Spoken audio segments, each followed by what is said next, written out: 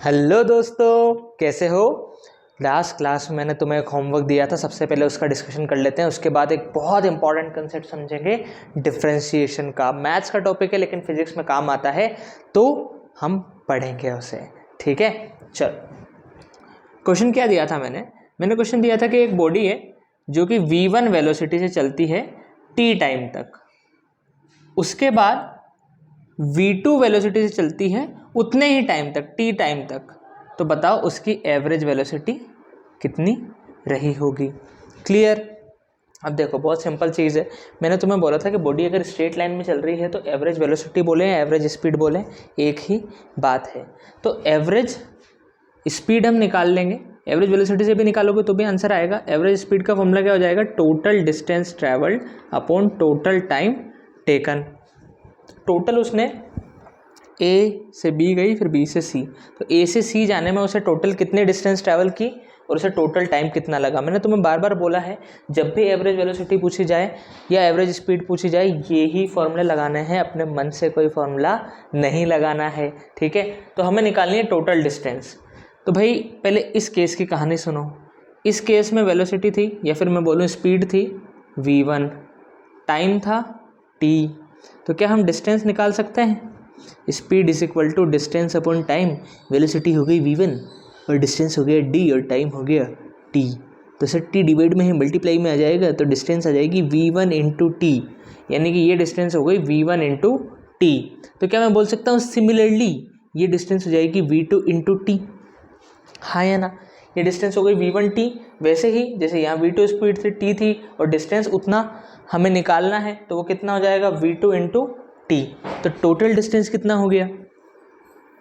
Total distance हो गया v1t plus v2t, इतना प्लस इतना। और टोटल टाइम कितना लग रहा है? t plus t, total time.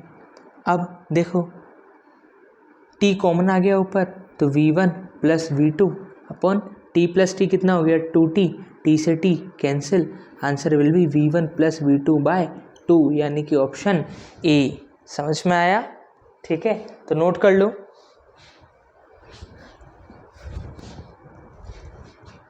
क्या किया हमने? Total distance travelled upon total time taken ही लगाया है। अगर वेलोसिटी के तरीके से निकालोगे तो total displacement upon total time taken, और डिस्प्लेसमेंट भी वैसे ही आ जाएगा जैसे डिस्टेंस आया है, क्योंकि इस केस में डिस्प्लेसमेंट और डिस्टेंस सेम है। ठीक है, चलो नोट कर लो।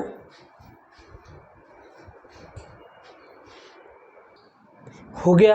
अब आते हैं डिफरेंशिएशन पे।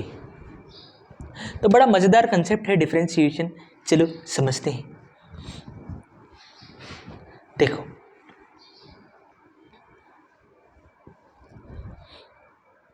सपोज करो कोई बॉडी 3 सेकंड में 6 मीटर ट्रेवल करती है। कोई भी बॉडी 3 सेकंड में 6 मीटर ट्रेवल करनी है, यानी कि जब हमने टाइम को 3 सेकंड से चेंज किया तो डिस्टेंस में चेंज आया 6 मीटर का। तो मुझे एक बात बताओ कि अगर मैंने टाइम को 1 सेकंड से चेंज किया तो डिस्टेंस में कितने का चेंज आएगा? यानी कि अगर वो 3 सेकंड में 6 मीटर चल रही है तो 1 सेकंड में कितना चलेगी? 1 सेकंड में कितना चलेगी? कैसे निकालेंगे? सर 1 सेकंड में चलेगी 2 मीटर। अगर 3 सेकंड में 6 मीटर चल रही है तो 1 सेकंड में कितना चलेगी? 2 मीटर। कैसे निकाला? हमने 6 में 3 को डिवाइड कर दिया। यानी कि अगर हमें ये गिवन है कि टाइम में कितना चेंज हुआ, और चेंज को हम कैसे दिखाते हैं? डेल्टा टी, कि टाइम में कितने का चेंज हुआ? 3 का, तो डिस्टेंस में कितने का चेंज हुआ? 6 का। ठीक है, इसे डी की बजाय मैं एक्स से दिखा देता हूँ। ठीक है, डिस्टेंस या फिर डी ही रहने दो, चलो। डिस्टेंस में कितने का चेंज हुआ? D, delta D. चेंज को हम दिखाते हैं डेल्टा से। यानी कि हम बोल सकते हैं कि जब हमने टाइम में चेंज किया 3 सेकंड का, तो डिस्टेंस में चेंज आया 6 मीटर का। और जब हमें निकालना था rate of change of D with respect to t, D में कितना चेंज हुआ विद रेस्पेक्ट टू टी, यानी कि टी में जब 1 सेकंड का चेंज करेंगे तो डी में कितना चेंज आएगा। तो हमने क्या किया? हमने डिवाइड कर दिया डेल्टा डी को डेल्टा टी, यानी कि चेंज इन डी को चेंज इन टी से डिवाइड कर दिया। हाँ या ना, समझ में आई बात? ठीक है, इसी चीज़ को हम बोलते हैं डिफरेंशिएशन। समझते हैं, देखो देखो भाई देखो,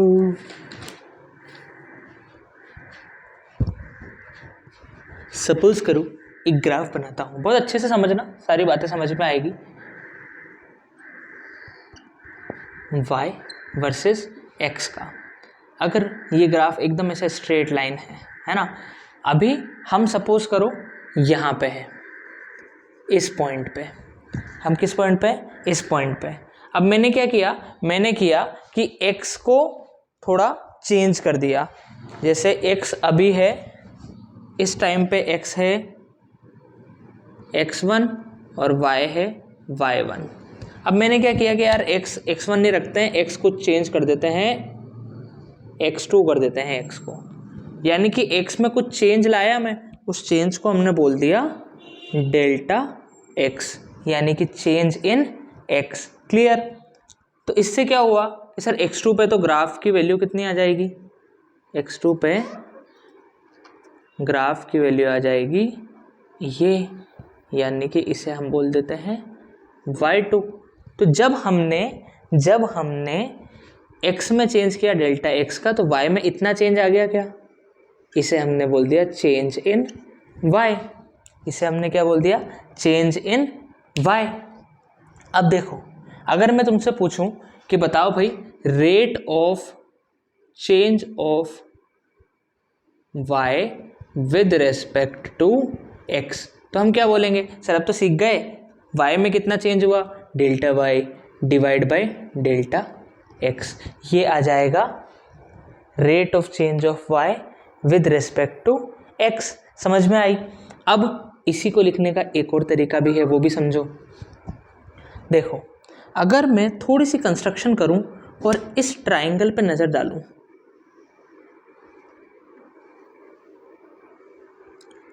इस ट्राइंगल पे अगर मैं नज़र डालूं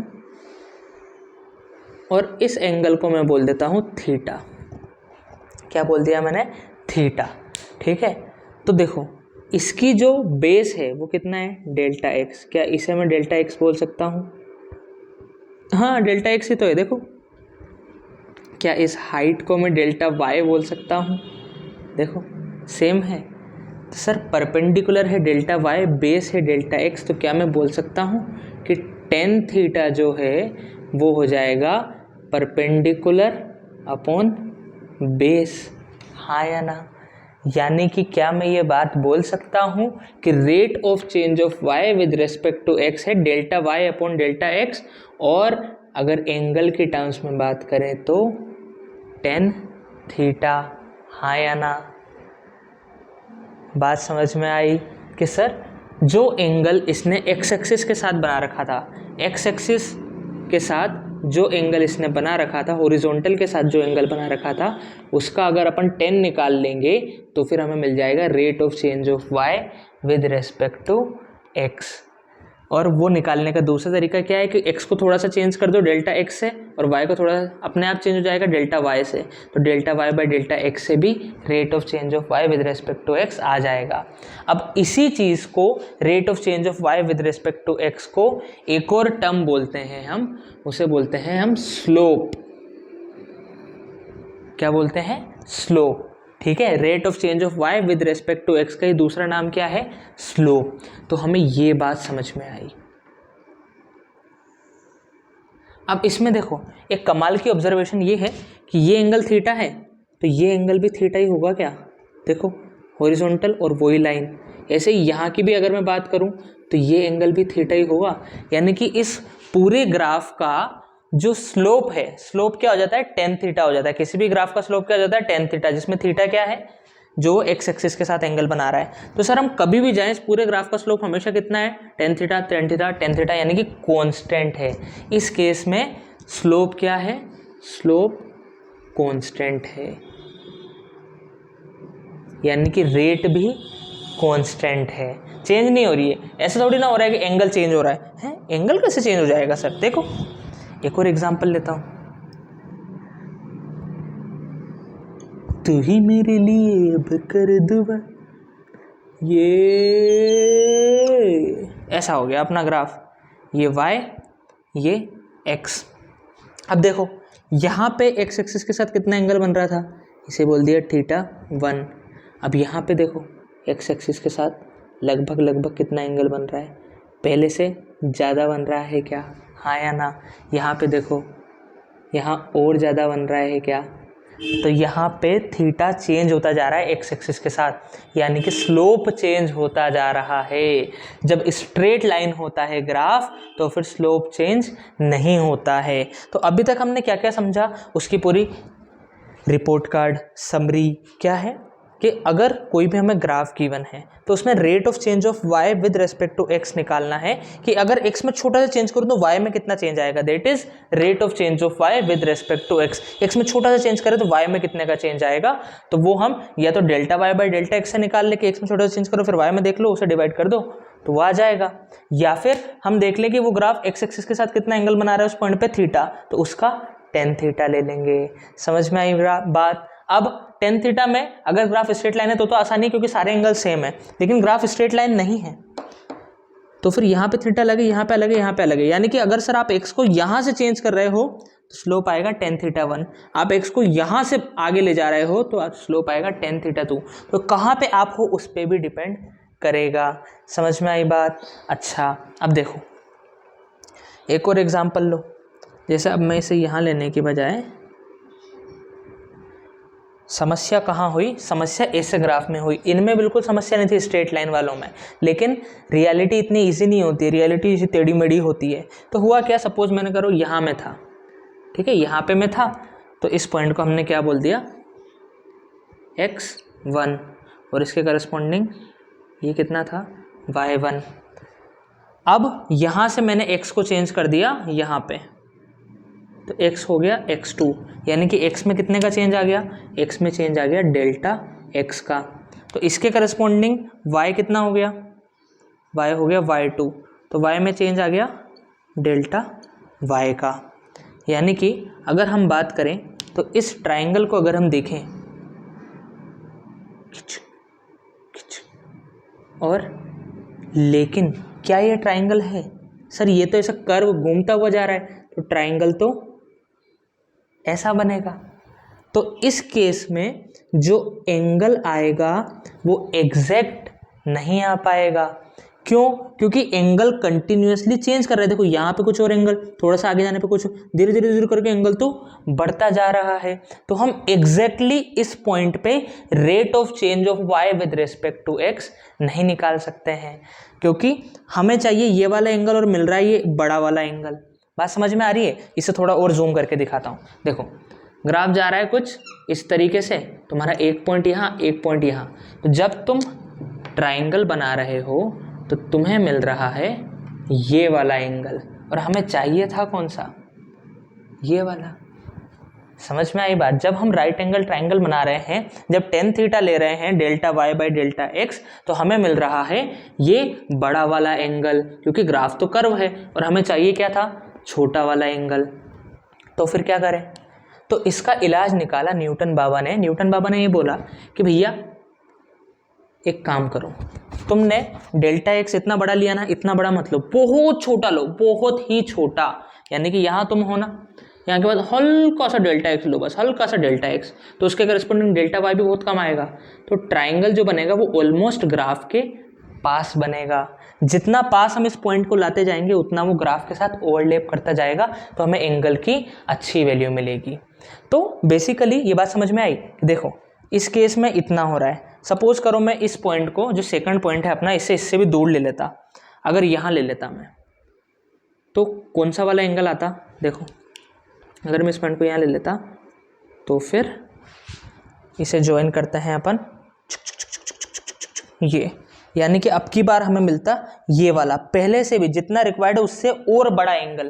तो इसका मतलब है जैसे जैसे पॉइंट दूर ले रहे हैं और गंदा एंगल आ रहा है, जितना चाहिए था उससे ज़्यादा आ रहा है, तो पॉइंट को पास लाते जाओ, पॉइंट को पास एकदम इसके पास के यार, यहाँ x1 है, इसको जस्ट बगल में x2 ले लेंगे, तो बहुत पास पास हो गए, बहुत पास पास हो गए, तो ये जो स्ट्रेट लाइन है ये ओवरलैप कर जाएगी। तो बेसिकली कहने का मतलब ये था कि भैया जब तुम चेंज ला रहे हो, जब तुम स्लोप निकालना चाहते हो, जब तुम rate of change of y with respect to x निकालना चाहते हो, तो क्या करो कि इस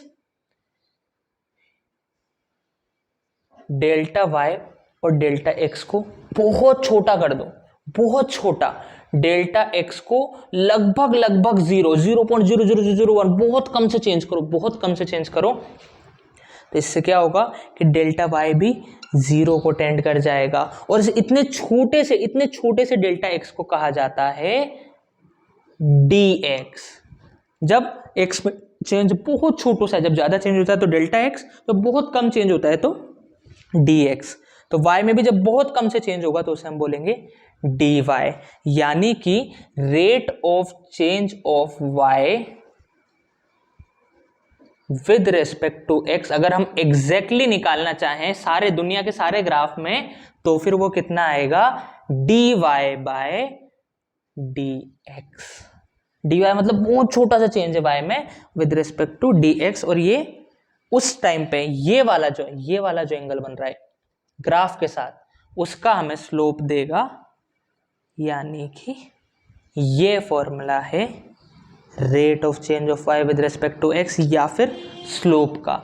और इसी dy बाई dx को बोला जाता है differentiation of y with respect to x। तो डिफरेंशिएशन का मतलब क्या है? डिफरेंशिएशन कुछ भी नहीं है, दिखने में डरावना लगता है, काम उसका बहुत आसान है कि सर हम ग्राफ में किसी भी हर पॉइंट पे rate of change of y, x में चेंज करने पे y में कितना चेंज आएगा। देखो यहाँ पे x इतने सारे से चेंज किया लेकिन y में इतना सा चेंज हुआ, यहाँ x उतना ही चेंज करा लेकिन y में ज़्यादा चेंज हो गया, तो ये वैल्यू चेंज होती जा रही है, तो हम क्या करेंगे, अगर किसी भी x की वैल्यू पे, जैसे x1 पे मुझे निकालना है कि यार अब x में चेंज करने पे y कितना चेंज होगा, तो हम क्या करेंगे, x में छोटू से चेंज करेंगे, y में चेंज देख लेंगे, डिवाइड कर देंगे, तो उससे हमें क्या मिल जाएगा, rate of change of y with respect to x dy by dx। अब सर ऐसे क्या बार बार छोटे छोटे से चेंज देखने जाएंगे? नहीं, न्यूटन बाबा ने क्या करा कि उन्होंने बोला कि भैया इस ग्राफ की इक्वेशन तुम मुझे बता दो, दोगे, मैं तुम्हें डिफरेंशिएशन निकालने का फॉर्मूला बता दूंगा। यानी कि हमें ग्राफ से मतलब ही नहीं रहेगा, तुम्हें सीधे y की इक्वेशन दे दी जाएगी, for example y is equal to x² plus 2x, फिर तुमसे पूछा जाएगा कि dy बाई dx यानी कि rate of change of y with respect to x निकालो, तो उसका फॉर्मूला होगा, उस फॉर्मूले से तुम निकाल लोगे, आ जाएगा ऐसे। फॉर एग्जांपल ये आ जाएगा 2x प्लस 2, तो डायरेक्ट फॉर्मूले से आ जाएगा। हमें ग्राफ की इक्वेशन चाहिए रहेगी, फिर डिफरेंशिएशन के हमें फॉर्मूले अभी हम सीखेंगे, तो फिर आंसर्स आ जाएंगे। तो डिफरेंशिएशन का मतलब समझ में आया, पूरी फील आई, ठीक है? तो नोट कर लो इस बात को, इन दोनों ग्राफ को, ये पूरी चीज़ को नोट कर लो। आई होप पूरा अच्छे से समझ में आया होगा। और इन दी एंड बात क्या याद रखनी है, ये याद रखनी है कि rate of change of y with respect to x किसके इक्वल हो जाता है, dy बाई dx। dy का मतलब छोटा सा चेंज y में और dx छोटा सा चेंज x में, तो rate of change of y with respect to x dy by dx। और इसे पढ़ते कैसे हैं, differentiation of y with respect to x, differentiation of y with respect to x। और इसी को हम क्या बोलते हैं, स्लोप बोलते हैं इस ग्राफ का स्लोप क्या हो जाएगा, dy बाई dx, और इसी को बोला जाता है tan थीटा। समझ में आया?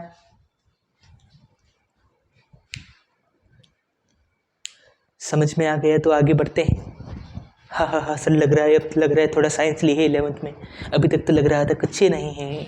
अरे कुछ भी नहीं है ये भी, अभी देखो तुम, आज लेक्चर से टाटा बाय बाय करते टाइम तुम्हें डिफरेंशिएशन से प्यार हो जाएगा। हाँ सर क्या बात कर रहे हो, देख लेना। अब हम देखेंगे डिफरेंशिएशन के फॉर्मूले।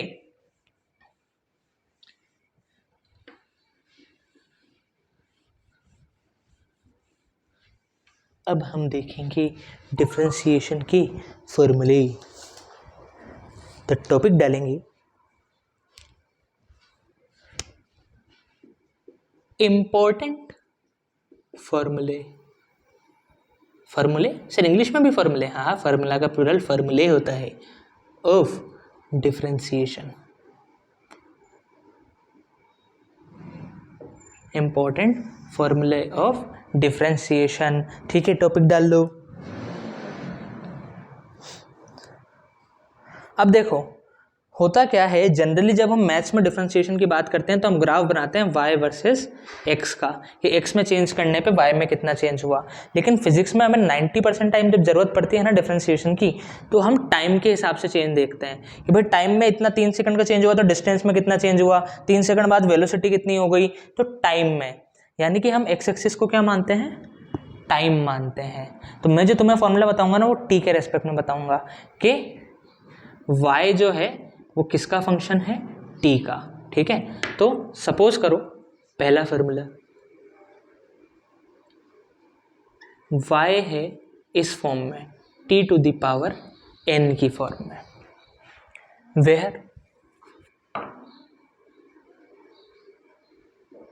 n इज एन इंटीजर, या फिर रेशनल नंबर मान सकते हो तुम, ठीक है ना, कोई सा भी नंबर है n,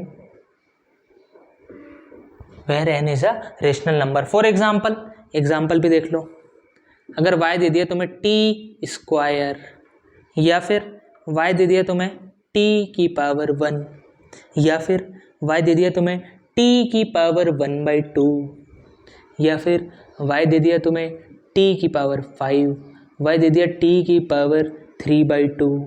समझ में आया? इस फॉर्म में अगर हमें y दिया है जो कि t पे इस तरीके से, टाइम पे इस तरीके से डिपेंड कर रहा है, y अगर t to the power n है तो डिफरेंशिएशन ऑफ y किसके रेस्पेक्ट में, t के रेस्पेक्ट में, क्योंकि y किसका फंक्शन है, t का। t के रेस्पेक्ट में कितना हो जाएगा, इस पावर को नीचे उतार दो और पावर को फिर 1 से कम कर दो, n(t)n-1। अगर y t की पावर n का है तो dy/dt हो जाएगा, पावर को नीचे उतारो और फिर t की पावर को 1 से कम कर दो। देखो बहुत इजी सर, dy/dt हो जाएगा, इस पावर 2 को नीचे उतार दिया और पावर 1 से कम कर दी, यानी कि 2t की पावर 1, यानी कि हो गया 2t। समझ में आया? अरे सर ये तो कुछ भी नहीं है। अब इसका तुम निकाल के बताओ, तुम निकाल के बताओ भाई इसका। सर निकाल देंगे ना, क्या है, t की पावर 1, पावर को नीचे उतारा और फिर 1 - 1, पावर को 1 से कम कर दिया तो 1, t की पावर 0, t की पावर 0 तो 1 ही हो जाता है, यानी कि कितना आ गया, 1। समझ में आई बात? तो ये इंपॉर्टेंट है कि अगर y हमें दे रखा है t, तो फिर dy/dt कितना हो जाएगा, 1 हो जाएगा। ठीक है, इसे अलग से भी लिखेंगे हम। ठीक है, y अगर t दे रखा है तो dy/dt 1 हो जाएगा, लेकिन बेसिक फॉर्मूला कौन सा है, ये वाला है।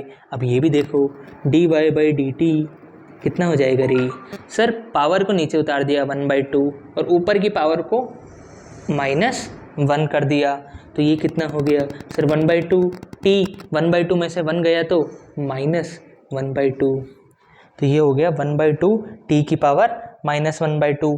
अब इसी क्वेश्चन को, सेम क्वेश्चन को वो ऐसे भी दे सकता था, y = √t। √t का मतलब क्या होता है, t की पावर 1/2। जब स्क्वायर रूट में t दे रखा है तो उसका मतलब क्या होता है, t की पावर 1/2। समझ में आई बात? अगर उस फॉर्म में दिया हो तो भी ऐसे ही सॉल्व करना है। तो y अगर हमें √t की फॉर्म में दिया जाए तो फिर y को हम लिख देंगे t की पावर ½ और फिर तो ये t की पावर n की फॉर्म में हो गया और फिर फॉर्मूला लगा के कर देंगे। अब t की पावर -½ इसे तुम और अच्छे से लिखना चाहो तो देखो 1/2 t की पावर -½ है, तो क्या मैं बोल सकता हूँ t को अगर मैं नीचे ले आऊँगा तो ये हो जाएगा t की पावर ½ t की पावर -½ को नीचे ले आऊँगा तो t की पावर ½ और t की पावर ½ क्या हो जाता है, √t, तो ये हो जाएगा 1/2 √t, यानी कि √t का डिफरेंशिएशन क्या हो जाता है, 1/2 √t। समझ में आया? या तो तुम ऐसे छोड़ सकते हो, लेकिन 4 ऑप्शन में अगर तुम्हें ये ऑप्शन नहीं दिया हो तो ये वाला दिया होगा। क्लियर है बात? तो ये भी रिमेंबर रखना है। अब ये तो तुम खुद से करके दिखा दोगे, मुझे होमवर्क में करके ले आना, ठीक है, और ये भी होमवर्क में करके ले आना। नहीं तो चलो इसे मैं बता देता हूँ, एक और बता देता हूँ, dy/dt कितना हो जाएगा, 3/2 को नीचे उतार लो और पावर को 1 से कम कर दो, तो 3/2 t की पावर 1/2। ठीक है, समझ में आया। और 1/2 को क्या लिख सकते हैं, √t लिख सकते हैं, तो 3/2 √t भी लिख सकते हैं इसे। क्लियर। अगर y हमें इस फॉर्म का दिया हो, अगर y हमें इस फॉर्म का दिया हो तो फिर हम डिफ्रेंशिएशन कैसे करेंगे, पावर नीचे उतारो और इसको 1 से माइनस कर दो। क्लियर। चलो नोट कर लो सारे, हो गया। चलो फिर आगे बढ़ते हैं।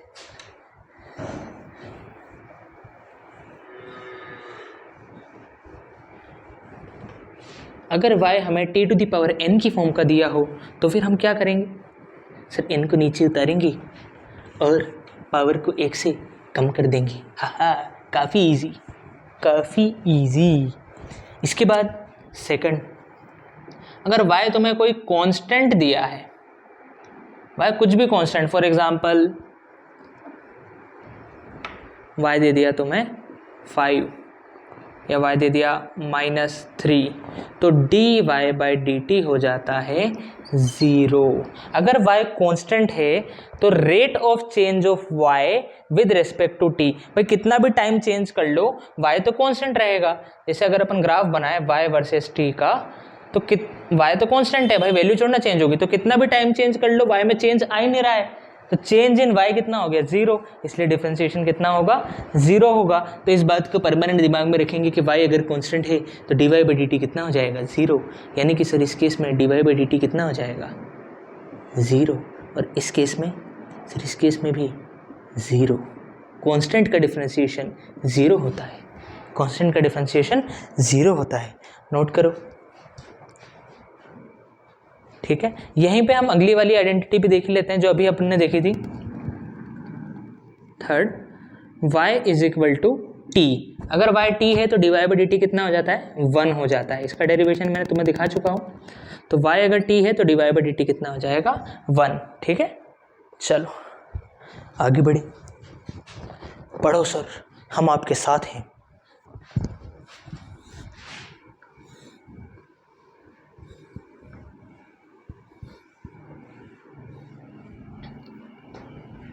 नेक्स्ट फोर्थ, अगर y हमें गिवन हो इस फॉर्म का a(t⁴n), ठीक है, a(t⁴n), a मतलब कोई coefficient, for example y = 3t⁴, या फिर y = -2t⁴, या फिर y = 2t²²। ठीक है, तो इसमें क्या करना है, हमेशा ध्यान रखो कि जब भी कोफिशिएंट आएगा कोफिशिएंट को छोड़ दो और बाकी का डिफरेंशिएशन कर दो। कोफिशिएंट को वैसा का वैसे ही रखो और बाकी का डिफरेंशिएशन कर दो। तो dy/dt क्या हो जाएगा, कोफिशिएंट को छेड़ना ही नहीं है, वैसा का वैसे ही रखो, और इसका क्या हो जाएगा, n(t⁴n−1)। समझ में आया, कोफिशिएंट को वैसा का वैसे रखना है, बाकी का डिफरेंशिएशन कर देना है। देखो यहाँ पे, तो y = 3 ऐसा का ऐसे छोड़ दिया। अब t⁴ का डिफरेंशिएशन आता है, पावर को नीचे उतार दो, t⁴ 1 से कम कर देंगे, तो ये हो गया 3 4 12 t³। ऐसे यहाँ देखो, तो dy/dt कोफिशिएंट को ऐसा का ऐसे छोड़ देना है, फिर t² का डिफरेंशिएशन 2 नीचे आ गया, t⁴ 1 से कम, तो ये हो जाएगा -4t। समझ में आया। अब यहाँ देखो, तो y = 2 को ऐसा कैसे छोड़ दिया, 1/2 नीचे आया, t⁴ 1 से कम हो जाएगी तो -1/2। तो देखो 2 से 2 कैंसिल, 1 को लिखते ही नहीं है, तो t⁻²। समझ में आया। जब भी कोफिशिएंट हो, जब भी कहीं भी कोफिशिएंट हो, तो फिर कोफिशिएंट को वैसा का वैसे छोड़ दो और बाकी जो उसके साथ है उसका डिफरेंशिएशन कर दो। क्लियर, क्लियर है तो नोट करो।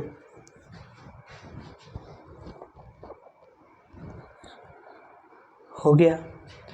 अच्छा, एक और करके बता दो मुझे, अगर इस फॉर्म में हमें दिया हो कि y = 3/t, तो इसका डिफरेंशिएशन क्या होगा, y = 3/t, इसका डिफरेंशिएशन क्या होगा भाई।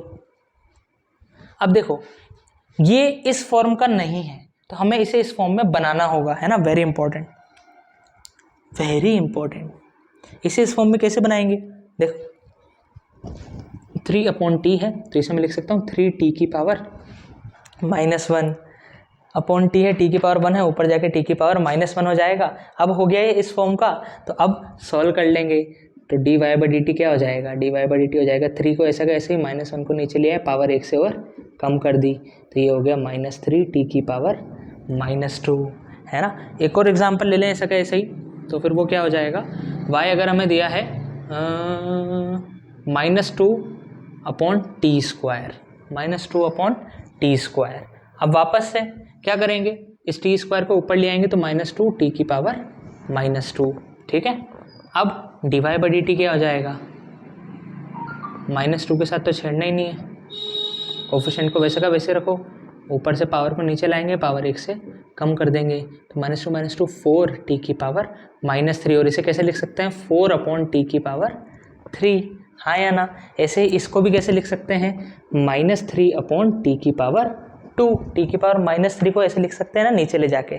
क्लियर है, तो नोट करो, नोट करो भाई, नोट करो जल्दी से, तुम नोट करो। हो गया, चलो आगे बढ़ते हैं अगली आइडेंटिटी की तरफ। देखो केवल मोस्ट इंपॉर्टेंट वाली आइडेंटिटीज में तुम्हें बताऊंगा, जो कि हमारे काम अक्सर आती रहती है, जो बहुत रेयरली काम आती है, उन्हें जब वो काम आएगी तभी मैं तुम्हें बता दूंगा, ठीक है। फालतू अभी ज़्यादा याद करने से कोई मतलब नहीं है।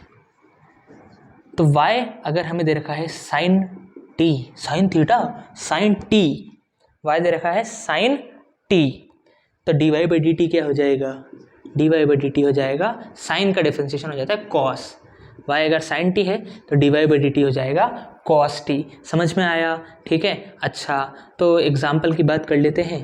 तो y अगर तुम्हें दे रखा है 3 साइन टी, तो D Y by D T कितना होगा, d Y by D t coefficient को छेड़ना ही नहीं है, साइन टी का डिफरेंशिएशन कोस टी, तो ये हो जाएगा 3 कॉस टी। समझ में आया।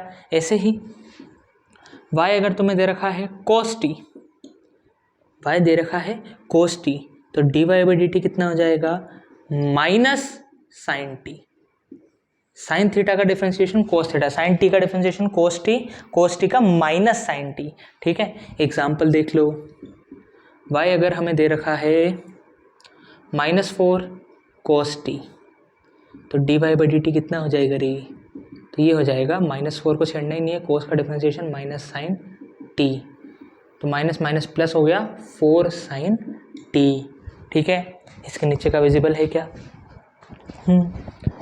तो एक और देख लो, y अगर हमें दे रखा है 10 टी, तो D Y by D t हो जाता है सेक स्क्वायर टी। बस इतना ही देखेंगे हम, बाकी कोट का होता है, सेक का होता है, कोसेक का होता है, लेकिन अभी याद रखने की कोई ज़रूरत नहीं है, बहुत रेयरली आता है, अगर हमारे कभी किसी क्वेश्चन में काम आएगा तब हम उसे देख लेंगे। तो y is equal to 10 t, d Y by D t क्या हो जाएगा, सेक स्क्वायर टी, ठीक है। इसका भी सिमिलर एग्जाम्पल हो जाएगा, नोट कर लो, नोट कर लो भाई, ठीक है। नोट कर लिया तो आगे बढ़े।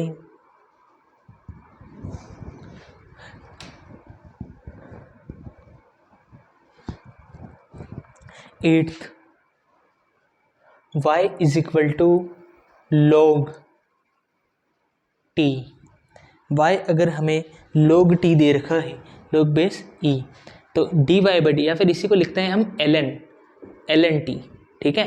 तो D Y by D t ये क्या होता है, आएंगे इस चीज़ पे जब ज़रूरत पड़ेगी, मैथ्स का कंसेप्ट होता है लोग, ठीक है, लोगरिथम, ठीक है। अभी के लिए उसमें नहीं जाना है, इसका सीधे डिफरेंशिएशन समझो, ये भी एक फंक्शन है, जैसे साइन टी है ऐसे log t है, तो इसका डिफरेंशिएशन हो जाता है 1/t, ठीक है। y अगर इस फॉर्म का है तो फिर डिफरेंशिएशन क्या हो जाता है 1/t। नाइन्थ, y अगर है e की पावर t की फॉर्म का, ठीक है। e क्या है, e एक कांस्टेंट होता है जिसकी वैल्यू होती है लगभग 2.2 समथिंग, ऐसी कुछ एक कांस्टेंट है जिसका नाम, जैसे 3.14 को हमने पाई नाम दे दिया ना, ऐसे कांस्टेंट होता है उसे नाम दे दिया e, तो अगर e ही आएगा लिखा हुआ, तो अगर e की पावर t इस फॉर्म में है तो D Y by D t हो जाता है सेम e की पावर t, e की पावर t का डिफरेंशिएशन e की पावर t। समझ में आया। तो एक एग्जांपल करके दिखा दो इसमें कि अगर मैंने दे रखा है y is equal to 5 e की पावर t, तो D Y by D t क्या हो जाएगा, d Y by D t हो जाएगा 5 वैसे का वैसे ही, e की पावर t का डिफरेंशिएशन वैसे का वैसे ही 5 e की पावर t। समझ में आया, समझ में आया तो नोट करो।